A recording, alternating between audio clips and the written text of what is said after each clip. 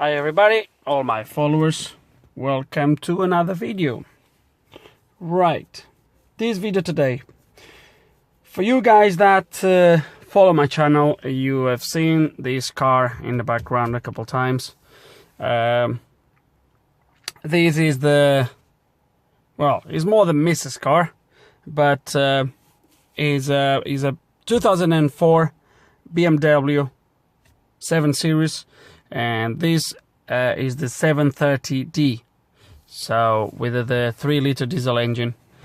Now, if you are watching this video because you follow my channel, well, you just got a notification. If you are watching it because of the title or the description, then you might know what is going to be wrong with this. So I'm going to take a little bit through the story, and then we're going to crack on with the job. So just over a year ago, well, actually around a year ago, maybe a little bit over that, the missus complained about saying that was fumes, and that she could smell fumes inside the cabin. And just a little bit of background on this. Before this car, I used to have a 5 Series, which I bought with I bought it spares or repairs, and I bought it exactly with the problem that this car developed. Now, basically, when she said that to me, I had in my head straight away, I knew what the problem would be. The problem started to get worse and worse, and over the last winter, mainly the last winter, it got really bad, to a point where we haven't been using the HVAC for the last 5 or 6 months, because you couldn't just stay inside the car. Now, what the problem is, so fumes inside the cabin. What happens and why you have this? So BMW, on their wisdom, decided to fit on these models 7 Series, 5 Series. I'm not sure on the 3-liter engines. I'm not sure about the other engines. I'm not sure about the 2.5 and the 2-liter diesels. I don't know if they are the same. I know for a fact that 3-liter, they are on all the series, from the 3 Series, 5 Series and 7 Series. So BMW, on their wisdom, decided that the exhaust manifold will be made of stainless. I don't know if it was an attempt to reduce weight, or if it was something that they could design made of stainless that they could not do made of cast iron. Not really sure. Anyway, it worked fine for a few years, but because of the contraction and expansion of the stainless, the manifolds, they crack. And when they crack, they start to leak, obviously. And there is a few things, there is a few clues that will give you, that you can see, a little bit clues. Now, there's a few symptoms that you will know your manifold is cracked. One, as I just said, fumes inside the cabin, especially when you have the HVAC running, and mainly when you are stationary. When you are driving, usually it's fine. When you stop on traffic or whatever, traffic lights, whatever, if you have the HVAC, straight away you're going to feel those fumes coming in. That's 2 of the ways to know that you have a cracked manifold. Another way is, and I'm going to show you, so another way is this. I don't know if you can see all the soot. So this is another way. So that's another way for you to see that you have a cracked manifold. On extreme cases, you can have engine light on, because the turbo is not going to spool, because you are losing exhaust pressure over there, and obviously engine lights. Another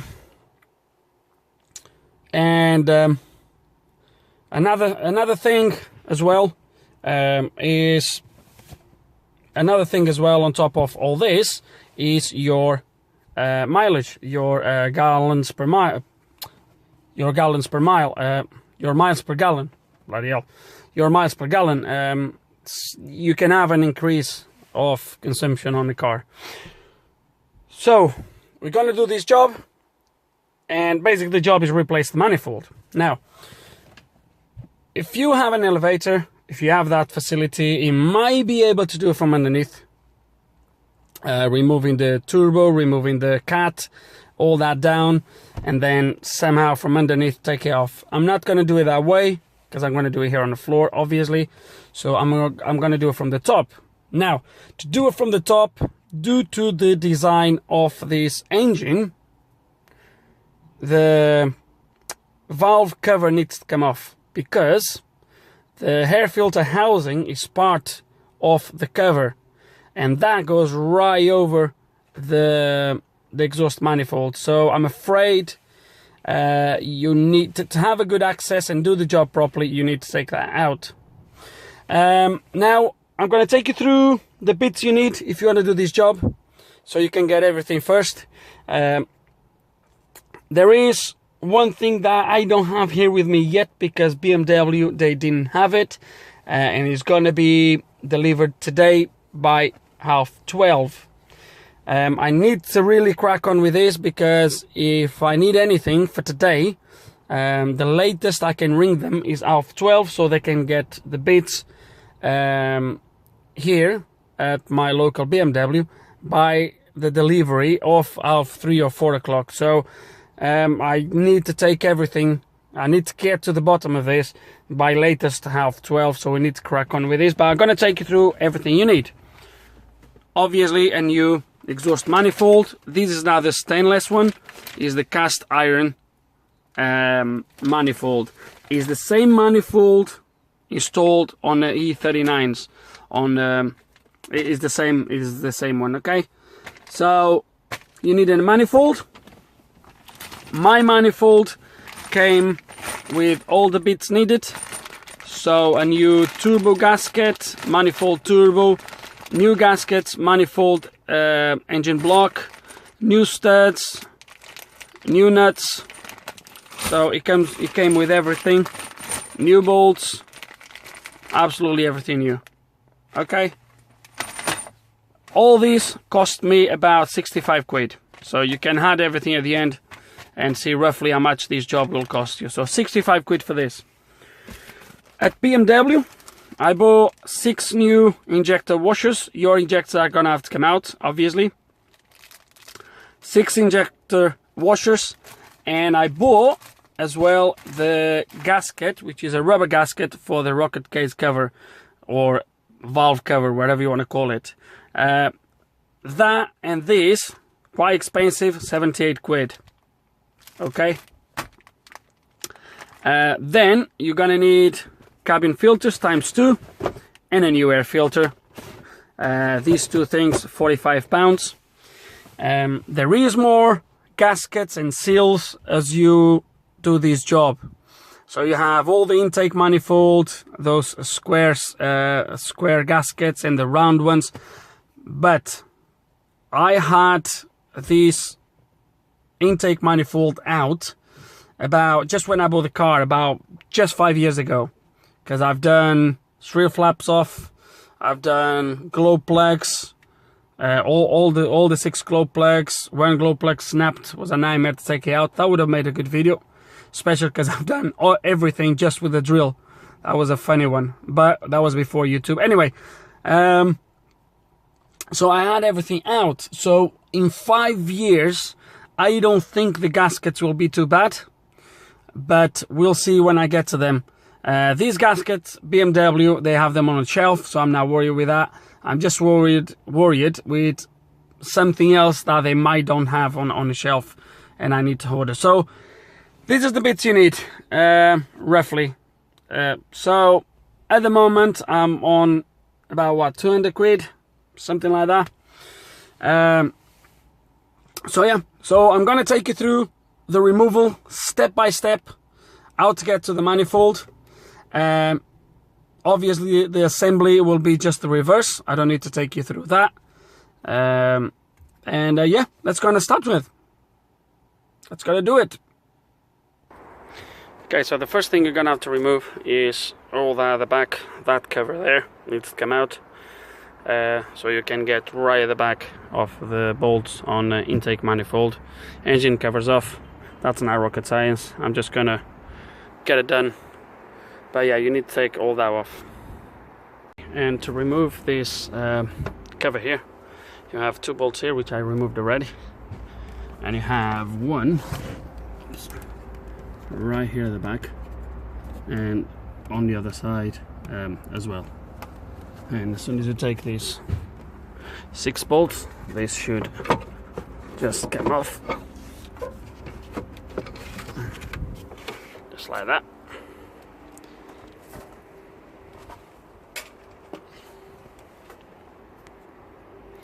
And now we're going to take the last bit of the engine cover, start to pull the loom out of the way, disconnect this front here, and there is a bolt down here holding the oil stick right there. Take this off, and then we'll take all the bolts on the manifold and take the manifold out. Okay, the injectors loom is out. You have 3 bolts to remove, and one there, and these will come off. I removed the intake pipe here, the air filter pipe, and I just want you to look at this. Look at this filter. It's completely black. You'll see better when I take it out. But from here, we're going to take the filter house cover, which is held by 1, 2, and one at the back, 3 bolts, and that should come out. Oh no, there's one right here at the bottom as well, and the cover should come out. And this was my filter. Look at this. Yeah. Okay, if you have this problem, don't leave it for too long like I did. On this cover there is a bolt right at the back. I forgot about that one. So there's 2 at the back. You have this one here in the middle, and then you have 2 here at the front. Okay, so once you have all these bolts loosened, they don't come off. Over here you have nuts, and there's one right at the back. Then don't forget, disconnect your Jubilee clip from the EGR valve. Take this intake, disconnect your EGR. Don't forget that bolt in there that holds the oil dipstick. You have a bracket at the back that holds these 2 pipes in there. Don't forget to take the pipes out. Don't forget to disconnect your map sensor at the back, and this real flaps solenoid is right underneath there as well. Don't forget to disconnect it. You don't want to rip any plugs or cables, and we should be ready to pull these intake out. And the manifold is out, and a quick inspection. It's not a lot of carbon buildup. I thought it would be much worse. It's actually not too bad. As you can see, even on the intakes, well, I had everything clean, but as you can see, there is a little bit, but nothing really major. I thought it would be much worse.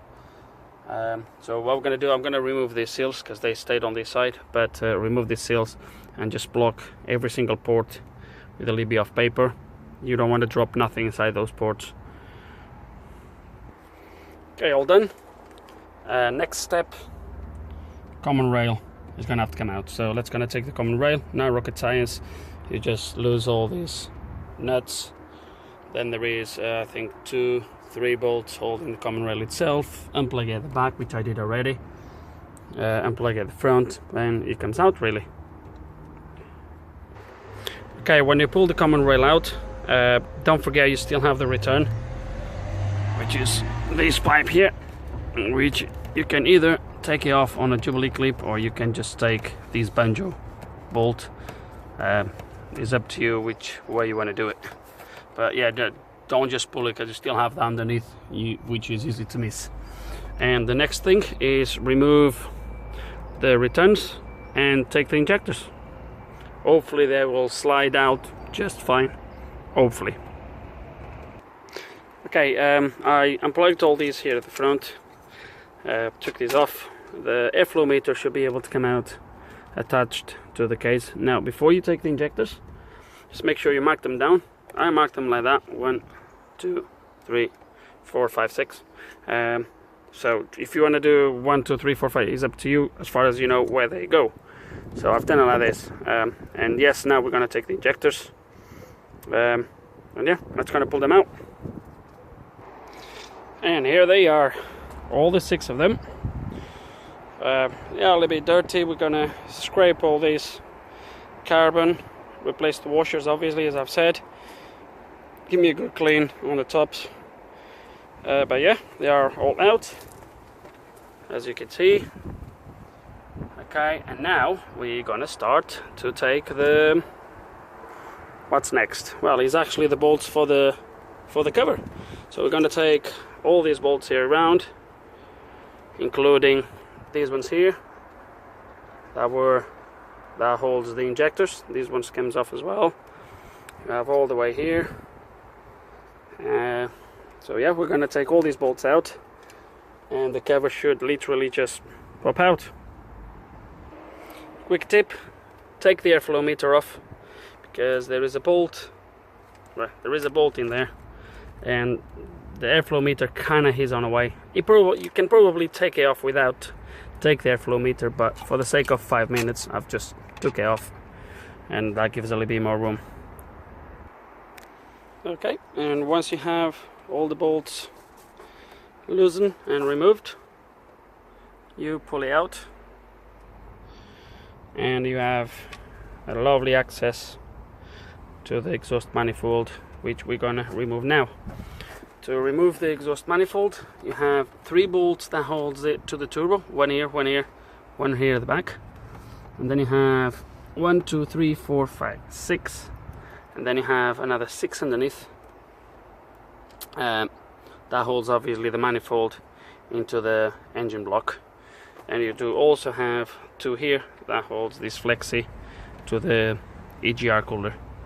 So we're gonna take all these off and remove it. And once you have everything, all the bolts removed, you should be able to just slide this thing out.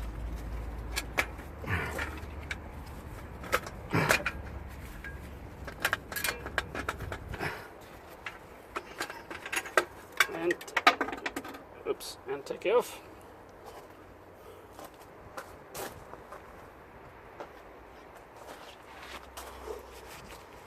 I think some of the gaskets dropped down. I'll need to pick them up. And I think you can easily see all the cracks. Look at that in there. Look at that right there. Another one right there. Whew. Look at that. Pretty much every single one. Right there. There's cracks everywhere. Okay. Let's get the new one and just start to put it back on. Okay, a little tip here. As you have seen, some of the studs, they didn't come out.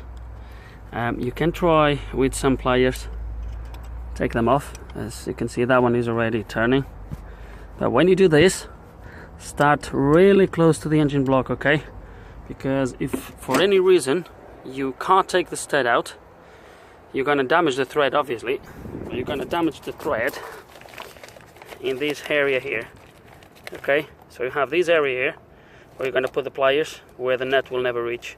So if you damage the thread and you can't take the stud out, it's not gonna make a big impact. If it doesn't come out and you want to leave the old ones, leave the old ones. Just make sure you replace the nuts. Other than that, you should be fine. This first one is turning okay, so I'll try the other ones, see if they come out. If they do, they do. If they don't, well, they don't. Okay, so once you are 100% sure it's going to come out, as soon as you manage to move it a little bit, you can use one of these left hand sort of bolt removers, and obviously you can put it in the end of the bolt, the stud, and start to remove it. There we go. As you can see, the whole thing is moving. I had loosened this one already with the plier, so I knew it would come out.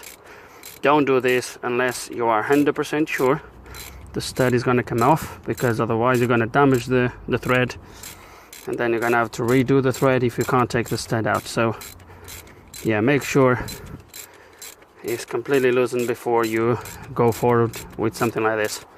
So far they are coming out okay. I believe there's only 2 left, so fingers crossed they're gonna all come out fine.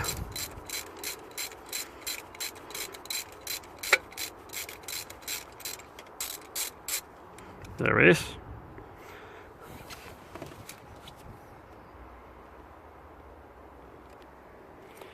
Okay, so all the studs are now removed, as you can see.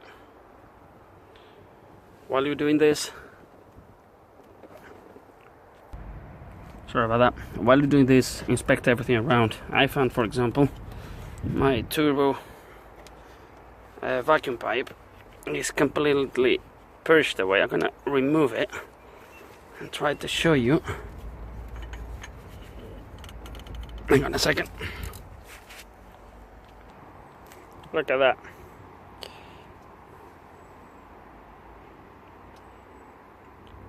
So let's gonna get these replaced as well. Okay guys, so the next thing I've done was sandpaper all these areas around where the new gaskets are gonna go, and that one in there, mainly to get rid of any build-up of carbon, any lime scale, so you have a smooth, so I need to do a little bit more over there, so you have a smooth area for the new gaskets. Okay, after that we're gonna put all the studs back in. Okay guys, as I'm putting this back on, I'm just gonna show you something, kind of a tip or a technique if you want. As I start to put this back in, so the way you do it, just hold a second. As you can see, these nuts, they are kind of flatted, yeah.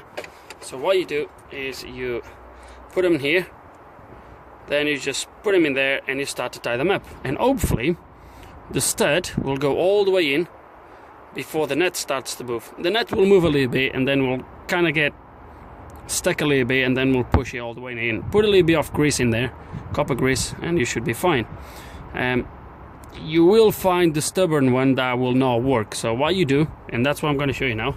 So if you look at this one here, for example, this one, the nut is moving but the stud is not moving anymore. Okay, so what I'm going to do, you just push it in a little bit like that. You put an old nut at the back,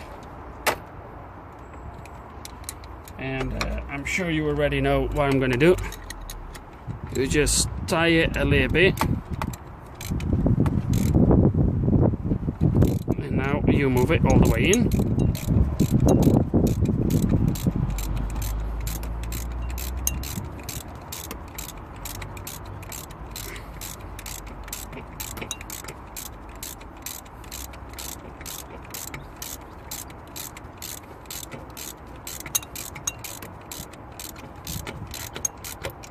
And you're safe. And now you take the net out.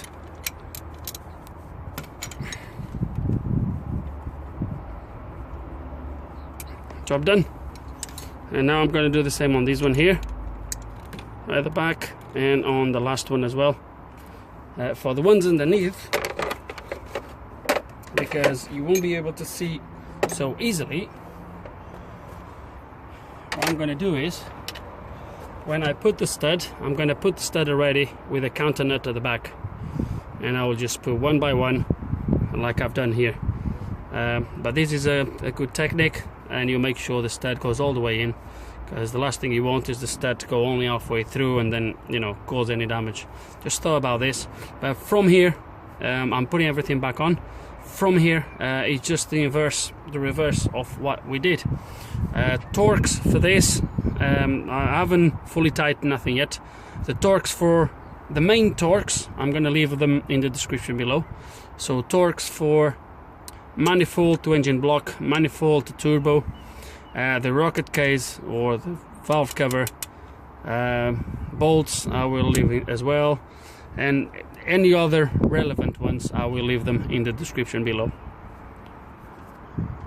And this is what I meant, guys, okay? So I'm putting this in a little bit, the new one, then I put this one at the back, I tie a little bit one against the other, and now I'll be using this one to put the stud all the way in. Then I remove the one at the back, and that way I make sure my stud goes all the way in into the engine block. Okay,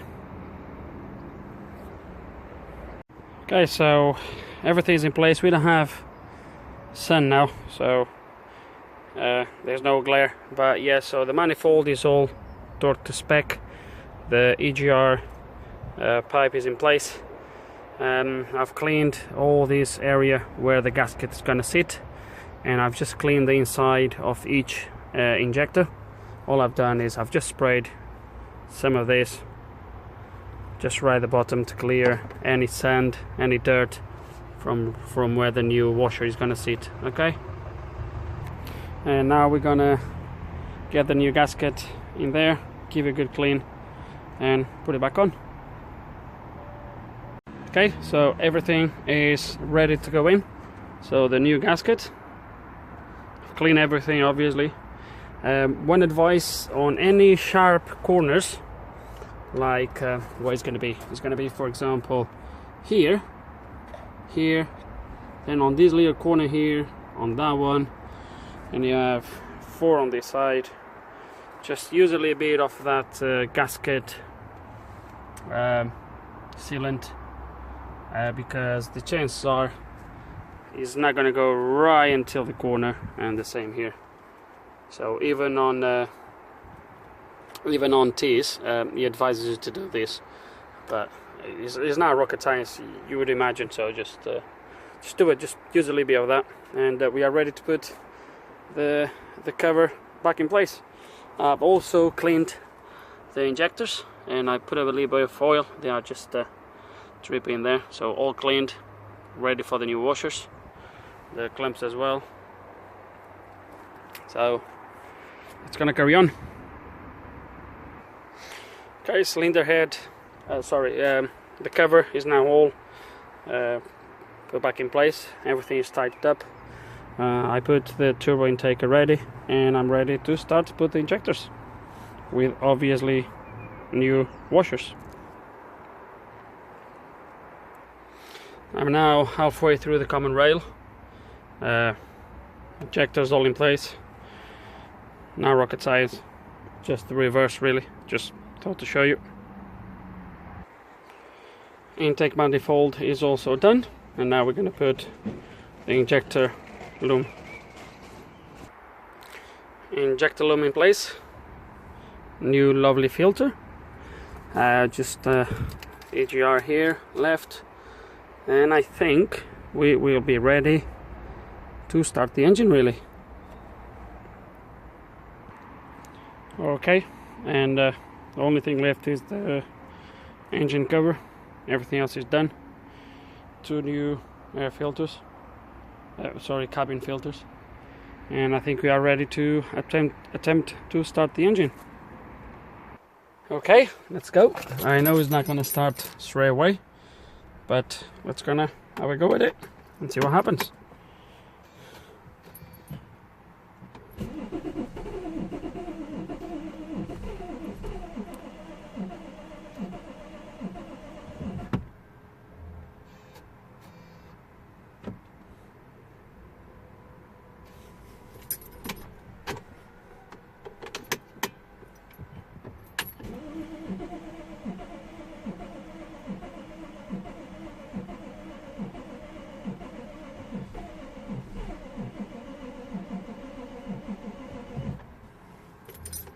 It's nearly there.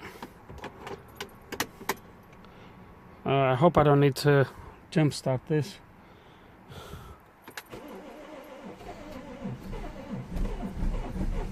There we go, come on.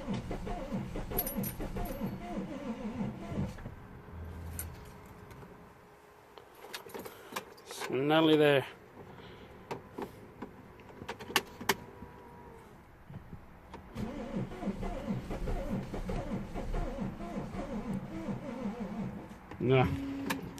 No battery, and I'm gonna have to jump start this.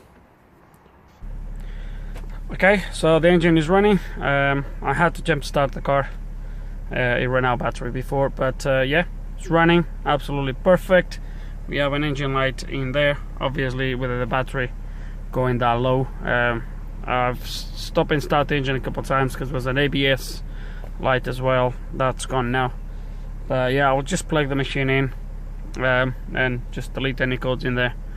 And that's it, really. Job done. I don't really know what else to say, guys. Don't be afraid to do something like this. As you can see, in the end is not rocket science. That's it. It's getting dark now. I still have all the tools to put away, clean and put away, so I still have another good hour of work. But yeah, that's it. Job done, guys. I really hope there's some information here you can use. I hope you enjoyed the video. If you do still have any questions or any comments, you know the score, put them below. And like always, thank you so much for watching.